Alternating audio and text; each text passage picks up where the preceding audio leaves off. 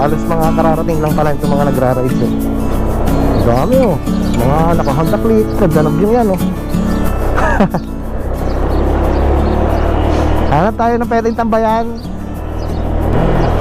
Dalawa kasi ang pwede mong daanan mga part. Kung gusto nyo ma-experience yung hagdan, ayun, doon kayo dumaan. Ay, mas maganda dito.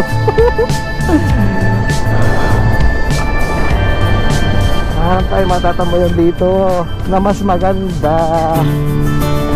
Atin-atin lang ito mga part. Kakunti lang nakakaalam na may daan dito ha.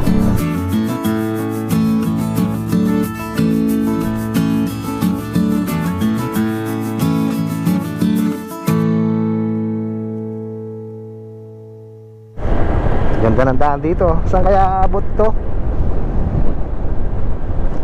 Pasyalan nga natin mga par itong Monte Cristo bago tayo umuwi sa bahay. Dami na bago oh. Meron na dito resort siguro. Grabe naman yun sir. Kapag yun ay resort, aba, napakaganda. Masisilip ba? Ay, private. Baga talagang dami na gana dito. Kita ninyo yan. Ito yung mga siguro mga taga ibang lugar, mga naka-big bike yung iba eh. Kita ninyo nagiging unti-unti na gumaganda yung ano bang tawag dito, yung tourism. Parang ganon, hindi ko alam ang tamang tawag. Kumbaga unti-unti nang dinadayo yung lugar namin dito sa Batangas City. Bukod sa Monte Maria na napakagandang pasyalan, ay ito, may bago tayo na pwedeng puntahan na siyang napakaganda at nakakatuwa lang na may nakakasalubong ka na mga nagra-rides. Talagang dinadayo pa ito kahit na pabundok na to. Sarap lang sa pakiramdam na sabihin na kapag may nagtatanong sa inyo na saan yung ganitong lugar, na ang isasagot mo ay doon yan sa amin, napakagandang lugar na yan. At ayun, basta hindi ko lang may paliwanag pero siguro naman alam nyo yung aking ibig sabihin, na kumbaga nakaka-proud ba na yung lugar ninyo ay unti-unti nang nade-develop at gumaganda na siyang dinadayo na ng mga turista. Atay, magkano ano? Sir, may environment fee? 30 pesos po. Sir, ang una po, biyak na bato. Opo. Tapos kakanan kayo, pataas. May hagdan. Ayaw po. Kung gusto nyo mga hagdan, akit kayo. Pero pag ayaw nyo mga hagdan at sa ibabaw na kayo, paikot yung Mas okay ngayon mga part kasi may mga ganyan na yung binabayad na kayong environmental fee at kumbaga sinasabihan na kayo kung saan yung pwede nyong puntahan, hanggang kung saan lang kayo pwede. Hari po ay hanggang 10 PM pwede. Halimbawa kung kayo magpapagabi. parang pagsasara namin, may tapas sa taas kami. Kagaya ng nakita nyo, sabi ni ate ay hanggang 10 naman, pero may cut off naman yun sigurado. Kasi hindi man pwedeng 10 o'clock. Kung kailang 10 o'clock na ng gabi saka pa kayo pupunta, ay syempre siguro mga 6 pinakahuling aakyat o papapasukin. At ayun, hanggang alas 10 na kayo ng gabi. Ay, napakaganda.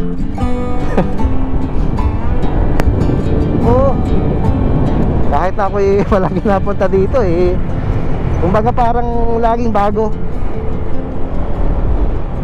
Sisili pa ba tayo dito sa biyak na ba to? Para kunwari ay hindi tayo pa nakakapunta dito, ay sisilipin naman natin. Dami nagpipicture dito. Ayan, naging na to, kumbaga pasyalan na.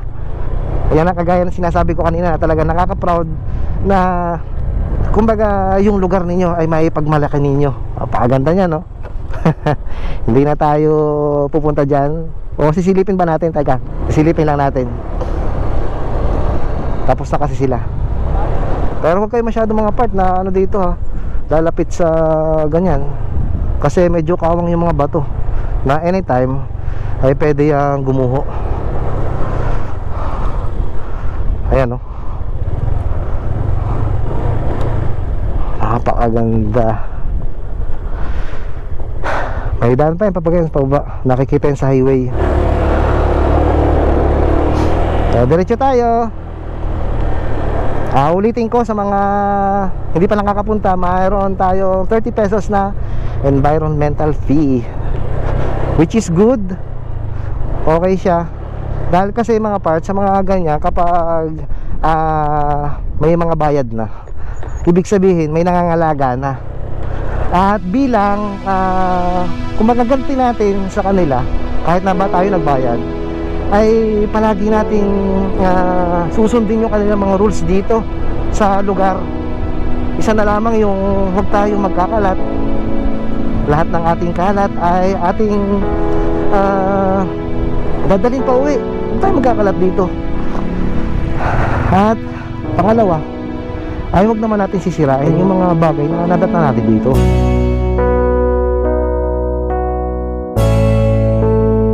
Ayun o, dami tao doon sa taas. Kunwari ay baguhan lang tayo dito. Ang dami. Ito ata yung mga tupa o kambing lang. Alam ko pinakawalan dito ng tupa eh. Ano nga, parang tupa nga. Tupa sa Highlands.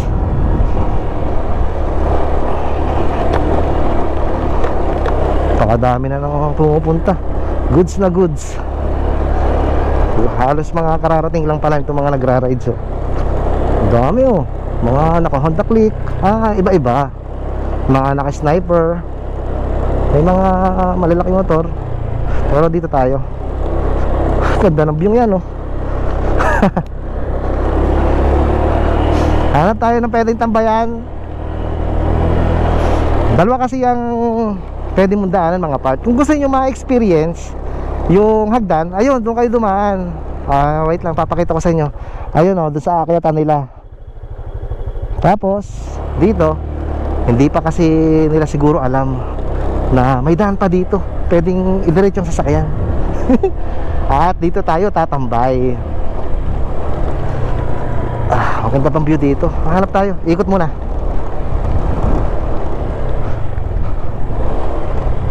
Ay, mas maganda dito.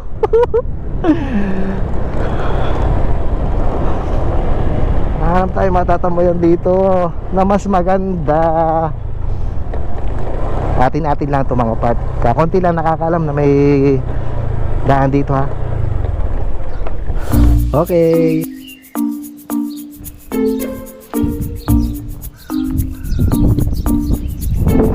At dito ko napiling tumigil.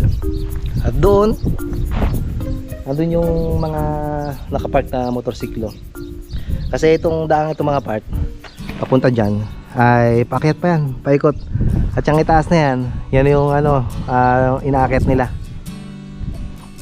So bibihira lang siguro ang nakakaalam na meron ganito dito, na may daan dito. So ngayon makikita nyo na.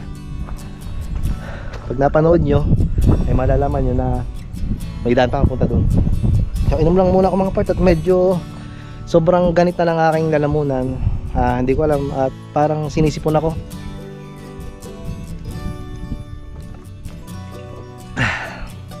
Napakaganda dito. At saka tahimik. Tapos yan napakaganda ng view. Ito yung makikita mo sa kabilang parte nitong Santo Domingo Highlands, dito sa may Monte Cristo. Yung nakikita nyo sa kabila ay yung parte ng may Batangas Bay at Kabayanan ng Batangas City. Mas maganda dito ang ating pwesto. Malilim, tahimik, at kukunti lang dumadaan. Yun pa lang nakakotse yung duman dito. At napakaganda ng pwesto. Solong-solo natin itong lugar. Ito yung likutan lang ng inaakyat natin diyan sa Monte Cristo. Gusto nyo ganito, natahimik lang, na tanging huni lang ng mga ibon na maririnig. Ay, ito yung dapat nyo puntahan, itong likodan.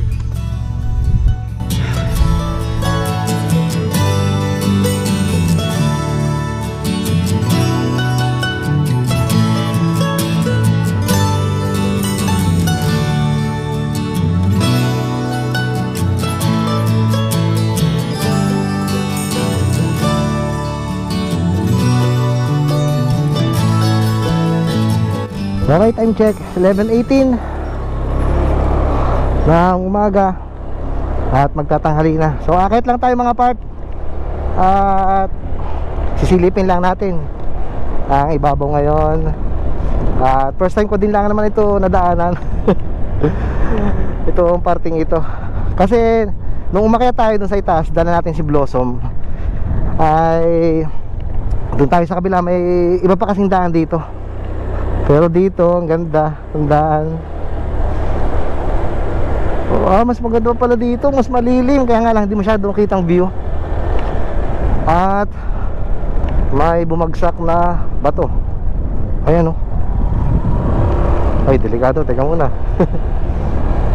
Ingat-ingat lang kapag pumunta dito mga part.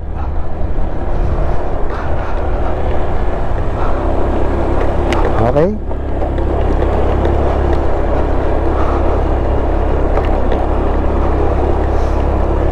Medyo umiinit na.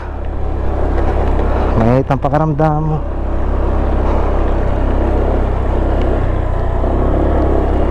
Kita dito Mount Banoy mga part. Ayun o. Hindi natin pala kita dito ang bahay sa bato. Ang ganda ng parting ano, may baka. Siguro may nakakasako pa ditong sitio o barangay. May bahay doon, oh. Abot pa nga. May mga naninirahan pa dyan sa gitna ng bundok.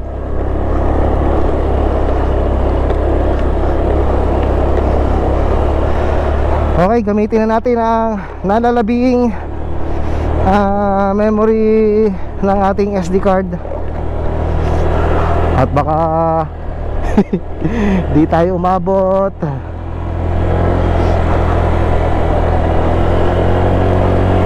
Ang ganda nito kapag samentado na din. Oh, lumamig na uli dahil lang nawala ang araw.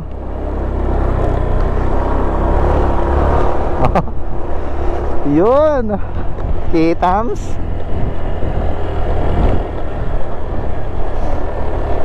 Ito yung maganda na dinaanan natin eh, na tinambayan natin itong ibabaw. Oh, ha? Napakaganda. Dito muna tayo. O, tama-tama sa mga lovers.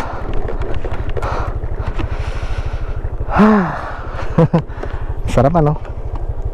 Abay, abot na doon yung ano, may nagtitinda na ice cream ata. Kita niyo yan, no? Yan, napakagandang view yan.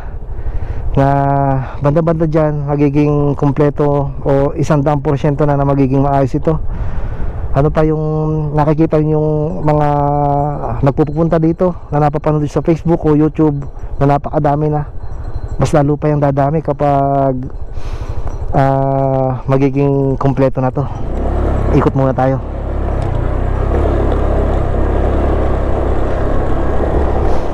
Wala nang cut-cut to mga part. Papahirapan na naman ako mag-adjust ng Insta360 natin.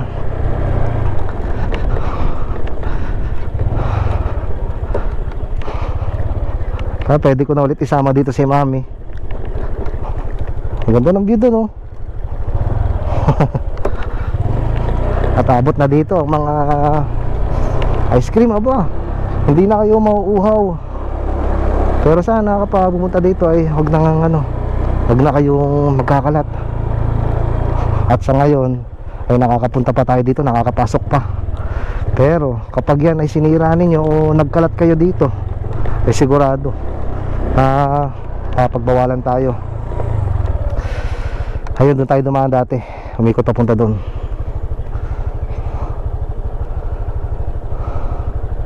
Ang dami pang bubuksan daan, oh. Abot pa doon. Ayun, kung hindi pa kayo nakakapunta dito mga part, puntahan nyo na. At huwag nyo kakalimutan na irespeto kung ano yung mga pinatuto pa dito, para hindi tayo pagbawalan mga part. Makisama nga dito si Mami pag yung medyo paggabi na. At napakadami ngayon ang pwedeng tigilan dito. Grabe naman yung sir. At ang daming mga bagong tanim na dates.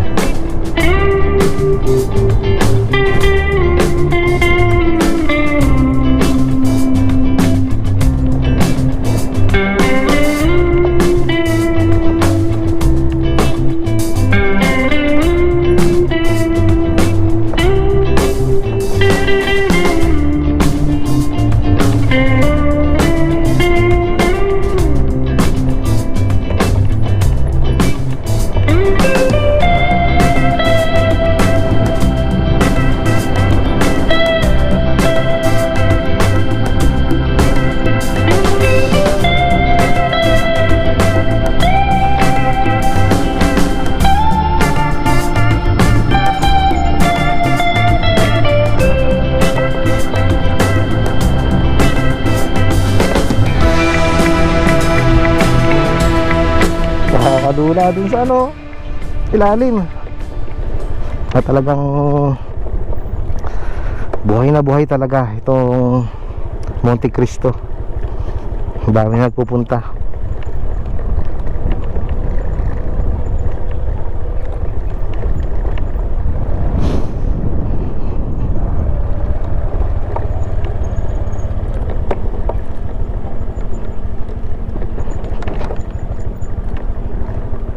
Wala na yung mga kambing.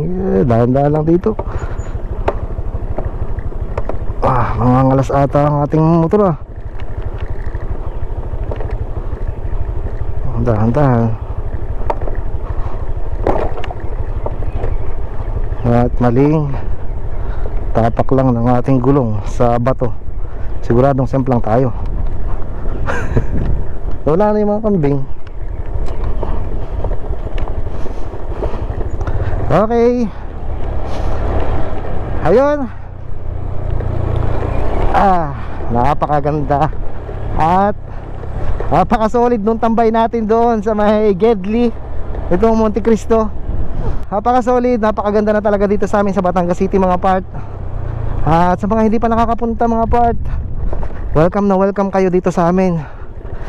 At pasyalan nyo na ang mga magagandang pasyalan dito. Hanggang ito, pagkakait nandito ay nadiyan ang biniyak na bato. Talagang dami nagpipicture doon. Tapos pag-aakit kayo sa may Monte Cristo, pagbaba nyo mga part, marami pa din hindi nakakaalam. Baka may makapanood dito sa video ko na nakapunta na dito. Pagbaba nyo diyan sa may dito sa may Santo Domingo, ay madadaanan nyo yung grotto ni Mama Mary. Isa pa din yung magandang pasyalan dito. Kaya sulitin nyo na mga part. At napakaganda dito ng view. At kung makakadiretso kayo, isang barangay na lang naman, Barangay Kumba. Puntahan nyo na din yung Tatlong Cruz. Napakadami talaga dito pwedeng puntahan mga part.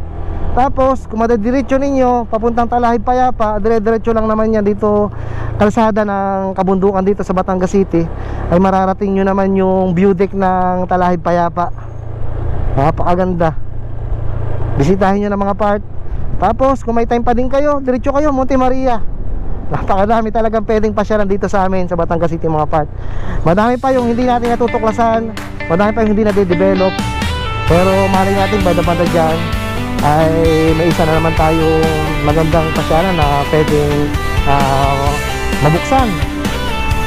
Looking forward na may mga magbubukasan pang ganyan. Sa umaga pa lang, bukas na ang daan. Helmet sa ulo,